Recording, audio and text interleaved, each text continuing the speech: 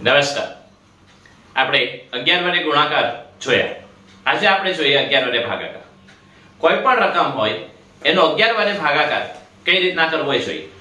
11 શા માટે એનો આપણે ગઈકાલે વાત કરી હતી કે જ્યાં જ્યાં પણ પાઈ આવે તેની કિંમત 22/7 અને 22 એટલે 11 ગુણ્યા 2 એટલે ત્યાં 11 આવે.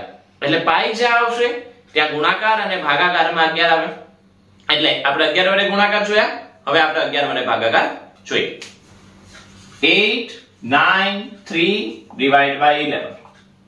તો 8 9 3 માં આ 8 ના 8, 9 માંથી 8 જશે તો 1 અને આ 3 માંથી 1 જશે તો 2. એટલે કે 81 જે છે એ આપણું ભાગફળ કોશેન્ટ અને 2 જે છે એ આપણા માટે શેષ. ફરીથી એક દાખલો કરીએ. 3 8 9 4. તો 3 ના 3, 8 માંથી 3 જશે તો 5, 9 માંથી 5 જશે તો 4 અને 4 માંથી 4 જશે તો 0. એટલે કે 354 આપણો જવાબ અને આમાં કોઈ શેષ નથી એટલે 0.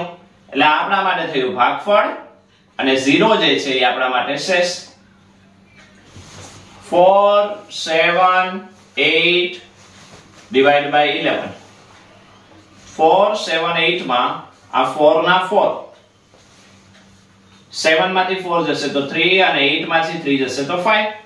એટલે કે 43 જે છે એ આપણું ભાગફળ અને 5 જે છે એ શેષ. એક વધુ દાખલો જોઈએ.